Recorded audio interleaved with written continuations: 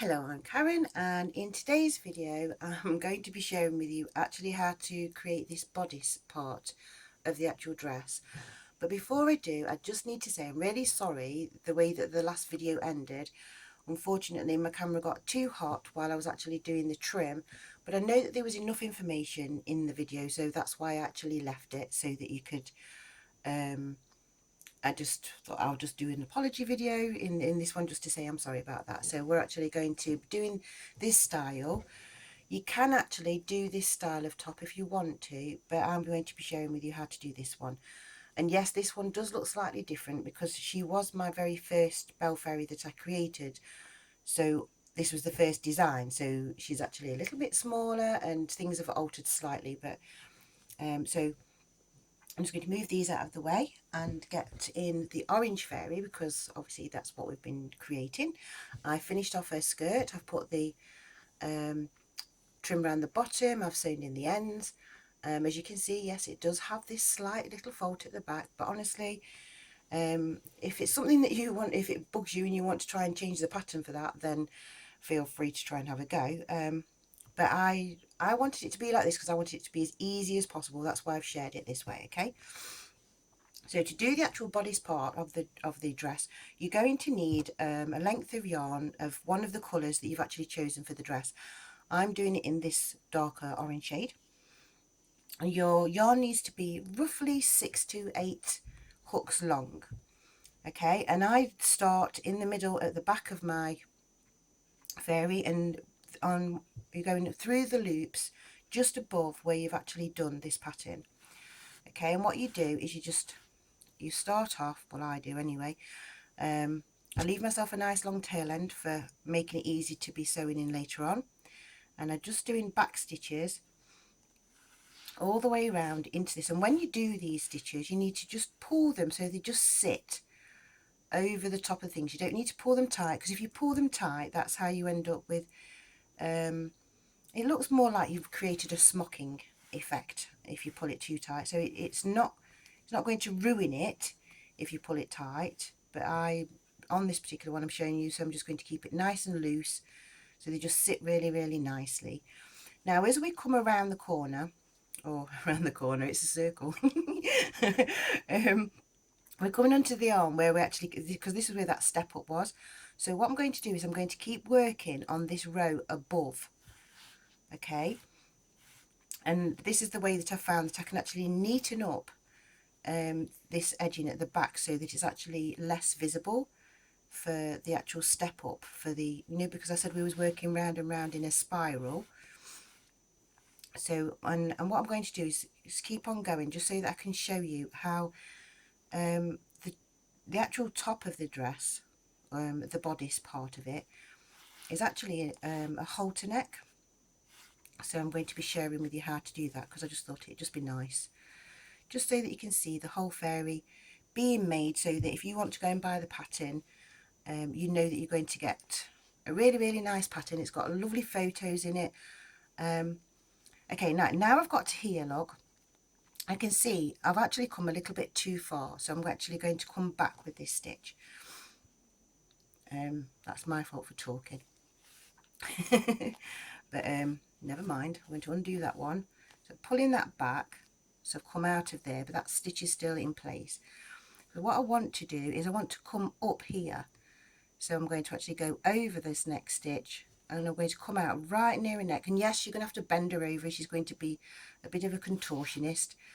But that's the beauty of all of this, of keeping it all nicely soft, gently stuffed and everything. So what I'm going to do is, because that's obviously a bigger stitch there, I'm going to come into that stitch, come back out through the same place, just here. I know this is quite time consuming and it's probably a little bit of the slowest part of the actual work, but it's very rewarding. Now I'm going to wrap this. It's going to go around the back of her neck, move the tail end out of the way, and then where the stitches we want to keep in the same row, we want to come into that same place and we want to create a stitch here. And don't pull this too tight, otherwise you'll make a neck go down and then she'll be always looking down. So we just pull that so it's just sitting, so it's just nice you know, the shoulders bit might get in the way a little bit, but we just want it nice and loose around the neck, just so that it gives that nice effect. Now we're going to come excuse me, I'm going to come down diagonally through the stitches so that we can actually create the same effect that we've done on the opposite side. And it just makes it easier if you just follow a method of being able to do it, the actual stitching and everything. Okay, so what I'm going to do now is I'm going to come down and I'm going to come out actually on the bottom row right next to the actual dress.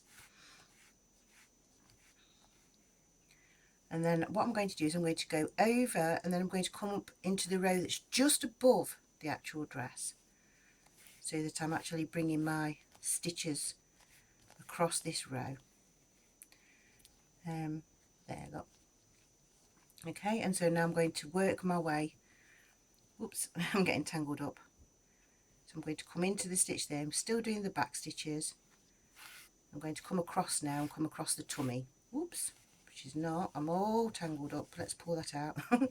So you've got to be very, very careful when you're doing this sewing, because I tried to. I know it's a long thread that I've used, but that's just to try and save in sewing ends. So if you want to do it in shorter pieces and keep sewing the ends in, that's your choice, but I just like to have this done all in one go. I don't know why, it's just one of those, I get a sense of satisfaction out of that it's all done in one piece. Okay, so we're just going to keep coming across to the opposite side. And I did I did want to say as well that in my videos, because I've actually told you I'm doing the videos back to front. Okay, so I'm actually I've pulled that stitch a little bit tight. So I'm doing these back to front because I needed to have all of the colours of the fairies to be able to have them for the actual song that I actually wrote. And but I did say in my other videos that I did change my name of my Etsy shop, because I thought that people couldn't find it, because it's called Cottagecake. And when I actually opened up the shop in the beginning, that's when I was actually doing things to do with cakes. And then as soon as I changed the name, people couldn't find me, so I actually requested for it to be changed back. And Etsy have written back to me and said, yes, that's fine. So now my shop name has gone back to being called Cottagecake, and I'm just going to leave it as Cottagecake. I know it's got nothing to do with crochet in it, but it doesn't matter. Okay, so now I've got to the end. What I'm going to do is I'm going to go into there and I'm going to come up to the next row. Okay,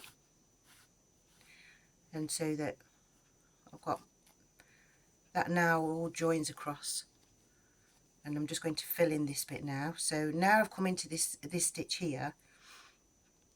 I need to go to there and come across like that. And I was going to tell you the story about how the actual fairies actually were created, now they came to be, but each time I go to tell that story, something goes wrong. And so it's like, I don't think it's meant to be in these particular videos. I think it's going to be a little video all on its own. And I've also decided that I'm going to do, because the fairies actually, their favourite game is hide and seek, so I'm actually going to create a little video of them with their hide and seek. So what I'm going to do now is I'm going to come up, because I want to just do these last couple of stitches across the top. So she needs to have her neck bent right back, and then we're going to come into there, do that stitch there. Okay, and then one into there, and then what I do is I come all the way back down now, very carefully not to pull that stitch. So I'm going to come right back into this on here, so that I'm in that lower row, and very gently pull this all the way through. Oops, got my other end tangled up. Okay, so she's got the halter neck there, and then I'm going to do this row here, so that we've got a nice set of stitching across the bottom part of the bodice, or the top part of the actual dress. Okay, and so it's just really, and you know, if you are, excuse me, I'm really sorry, I'm really tickly this morning. As I said, my son's caught an awful cough and cold, and I think I'm coming down with these germs. But anyway, I forgot what I was going to say now. It's gone out of my head. But oh, that was it. I just wanted to thank everybody for sitting and persevering, because even if you don't actually follow all of these instructions, if you just sit and watch all of my videos and just see what I've actually done, I just appreciate the fact that you've actually took the time to sit and watch it, and that you spent this time with me. And I say that because this is something that I don't normally do. It's completely different to all my other crochet things, but when the fairies arrive, their official birthday is the 21st of March of this year, 2019. That's when they was actually born. That's when I actually created the very first one. That's this one. That's when she was actually completed. And then from there onwards, what I did is I actually I sat and I kept crocheting my fairies and each time I crocheted, that's when I was writing down the actual instructions so that I could actually follow, because that's how I work. I actually create something first and then try and write the pattern afterwards. So all the pattern's all been written. It's all actually, at this moment in time as I record this, it's all written, turned into a PDF file, actually in my Etsy shop, hidden in a draft point, so that it's all ready, so that when I actually launch these videos, the actual pattern will also be launched on the same day, so that everything is available. Now, because I've come to the end of this, what I'm going to do is I'm going to come through a different plate under a different stitch there, and then I'm going to go into that place there, and I'm going to come out at the front, just so that my yarn isn't going to undo, but it's so that it's also hidden. So that's gone through there, and there we go. We're going to cut that off there. Now if you cut it off and it sticks out a little bit, all you need to do is get the back of your hook or your needle and just poke that end of that stitch in. And I'm going to do the same with this end. I'm just going to thread this onto the needle and go into my work and come out through where one of the stitches are, like that, and cut that off. And that one is actually sticking out a bit, so I'm going to poke it in. There we go. Poke them in your tummy. So there you go. Now she's actually got the actual bodice part of the dress. If you want to actually do this sort of stitching, all you've got to do is now do stitching from top to bottom. But because they don't line up properly, you end up either like there, I've got a gap where I've ended up missing one, or they sort of go to one side and get slightly slanted. So there we go, that's that one. So this is actually quite a short video, just to be able to add that on. You can see it looks nice and neat now. Yes, we can still actually see that there is actually a slight variation because of the actual spiral effect, but I mean I could have put another actual stitch in there, I suppose, but it just makes it look nice and neat. Okay, so in the next video we're actually going to be making the hat and the wings, and I'm going to be showing you how to attach the wings and to actually attach the hat so that things don't get lost. Okay, so there we go. Thank you for watching, thank you for liking, thank you for sharing, and thank you for subscribing. Bye for now.